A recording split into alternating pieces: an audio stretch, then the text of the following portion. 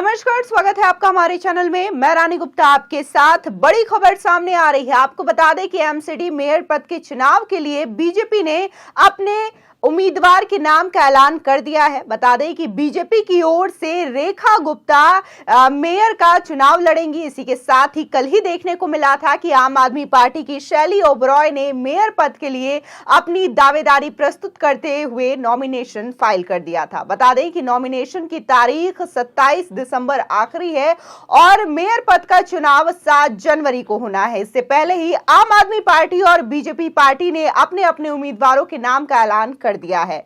बता दें कि बीजेपी ने दिल्ली मेयर चुनाव के लिए उम्मीदवारों का ऐलान कर दिया है। बीजेपी ने मेयर पद के लिए रेखा गुप्ता तो कमल बागड़ी को डिप्टी मेयर पद के लिए उम्मीदवार बनाया गया है। बता दें कि रेखा गुप्ता का मुकाबला आम आदमी पार्टी के उम्मीदवार शैली ओबरॉय से होगा, जबकि डिप्टी मेयर पद के लिए मोहम्मद इकबाल से उनका मुकाबला होगा।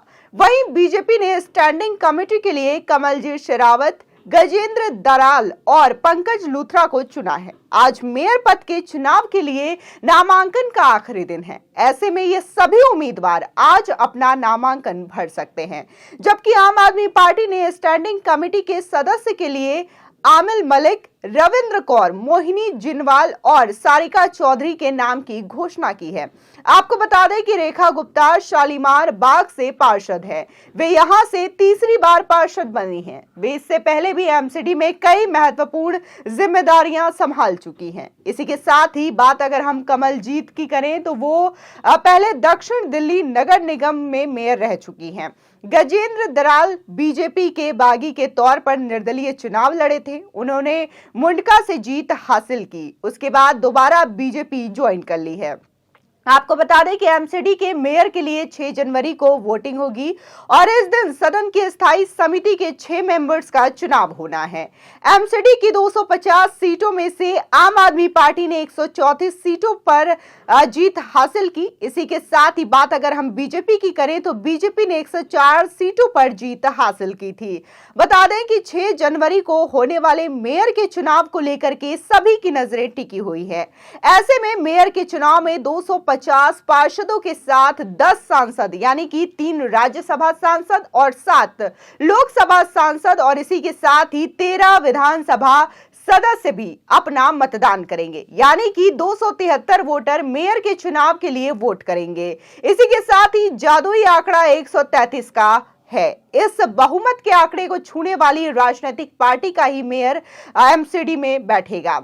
इसमें आपके 134 पार्षद और 3 राज्यसभा सांसद है। आपको बता दें कि जिस तरीके से एमसीडी का चुनाव देखने को मिला था कि किस तरीके से बीजेपी और आम आदमी पार्टी के बीच में टकरार हुई थी और आम आदमी पार्टी के संयोजक और दिल्ली के मुख्यमंत्री अरविंद केजरीवाल ने तमाम न्यूज चैनल्स में कई सारी भविष्यवाणियां की थी एमसीडी चुनाव को लेकर के भी और गुजरात चुनाव को लेकर के कि गुजरात में उनकी सरकार बनेगी। तो वही एमसीडी के लिए उन्होंने यह दावा किया था कि 250 सीटों में से बीजेपी के खाते में केवल 20 सीटें जाएंगी, जबकि आम आदमी पार्टी के खाते में 230 सीटें आएंगी। लेकिन देखने को मिला कि बीजेपी ने ये जो आंकड़ा है वो क्रॉस करते हुए सीधे 100 का आंकड़ा पार कर लिया और ये उम्मीद नहीं थी आम आदमी पार्टी को। इससे काफी ज्यादा झटका लगा था आम आदमी पार्टी को। वहीं जो निर्दलीय थे, जो कि बीजेपी से बागी हो गए थे पार्षद, वो भी अब बीजेपी में शामिल हो गए हैं। ऐसे में अगर 7 जनवरी को वोटिंग होती है और जिस तरीके से यह अनुमान लगाया जा रहा है कि बीजेपी इस खेल को पूरी तरीके से पलट सकती है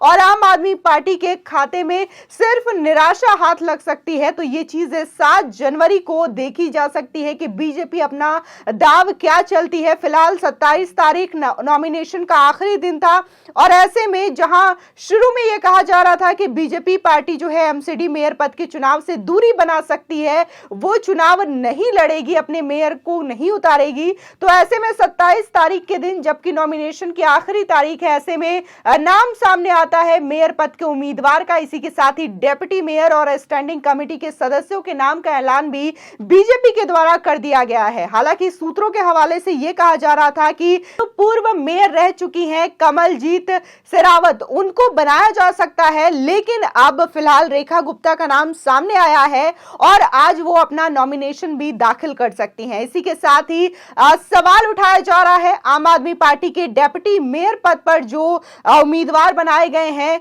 मोहम्मद इकबाल, उनको लेकर के। इसी के साथ स्टैंडिंग कमेटी में भी एक मुस्लिम सदस्य हैं, इन दोनों को लेकर के ये सवाल उठाया जा रहा है कि क्या आम आदमी पार्टी को इस बात का डर था कि उनके मुस्लिम वोटर्स की गिनती कम हुई है, उनका मुस्लिम एरिया से जो पकड़ है वो खसक चुकी है, जिसकी वजह से उन्होंने आम आदमी पार्टी ने अपने डेप्यूटी मेयर के तौर पर एक मुस्लिम कार्ड खेलने की कोशिश की है। हालांकि आले मोहम्मद इकबाल ने इस बात से साफ तौर से इनकार किया है कि पार्टी की ऐसी कोई मंशा नहीं है कि वो मुस्लिम कार्ड खेले, लेकिन अगर हम चुनावी समीकरण पर नजर डालें तो आम आदमी पार्टी के वोट वहां पर कम हुए जहां पर 2020 और 2022 में दंगा हुए हैं।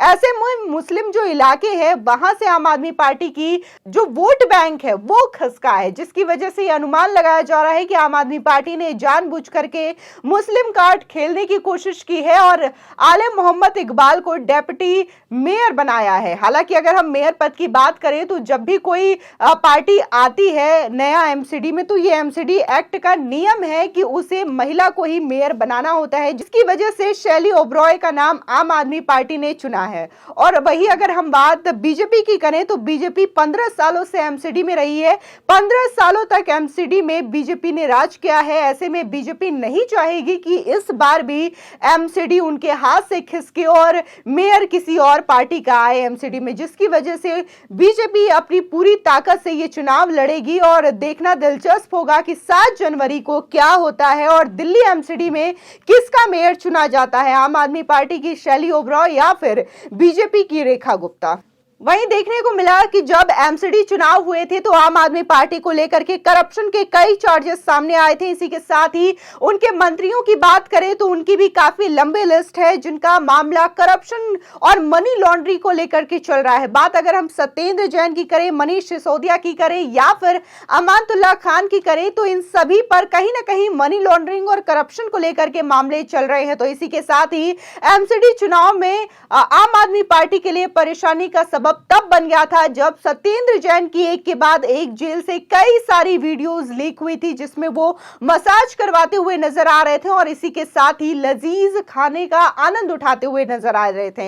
हालांकि इस बात को लेकर के ईडी ने पहले भी कोर्ट से शिकायत की थी, लेकिन इसको लेकर के जांच चल रही थी और इसी बीच सत्येंद्र जैन का वीडियो आ जाना आम आदमी पार्टी के लिए काफी बड़ा सरदर्द हो गया था और इससे बात छुड़ाने के लिए और इस बात को झूठ साबित करने के लिए आम आदमी पार्टी से मनीष सिसोदिया ये कहते हैं कि ये मसाज नहीं बल्कि फिजियोथेरेपी है, जिसके बाद वो अपने इसी झूठ पे एक बार और घिर जाते हैं और पता चलता है कि जो फिजियोथेरेपी दे रहा था वो कोई ट्रेंड फिजियोथेरेपिस्ट नहीं था बल्कि जेल में ही सजा काट रहा एक रेप का अपराधी था और ऐसे शख्स से वो मसाज ले रहे थे। इस मामले पर और भी ज्यादा राजनीति बढ़ गई थी। फिलहाल एमसीडी चुनाव को लेकर के जिस तरीके से तारीखों का ऐलान हो चुका है कि 7 जनवरी को एमसीडी मेयर पद के लिए चुनाव होगा और इसी में कौन बाजी मारता है, आम आदमी पार्टी या फिर बीजेपी, ये देखना दिलचस्प होगा क्योंकि 15 सालों से एमसीडी में लगातार बीजेपी की सत्ता बरकरार रही है और अगर बीजेपी चाहेगी कि इस बार भी उसके हाथों से सत्ता ना छीनी जाए तो वहीं आम आदमी पार्टी भी लगातार अपने जो खिसके वोट बैंक है उसको बटोरने के लिए मुस्लिम कार्ड खेल रही है, ऐसा भी दावा किया जा रहा है। फिलहाल आज नॉमिनेशंस की लास्ट तारीख है और ऐसे में बीजेपी ने अपने कैंडिडेट को उतार के आम आदमी पार्टी के लिए एक बड़ा झटका जरूर दे दिया है। फिलहाल आपकी इस खबर पर क्या राय है हमारे कमेंट सेक्शन में जरूर बताएं। आगे की और भी अपडेट के लिए चैनल को सब्सक्राइब करना ना भूलें।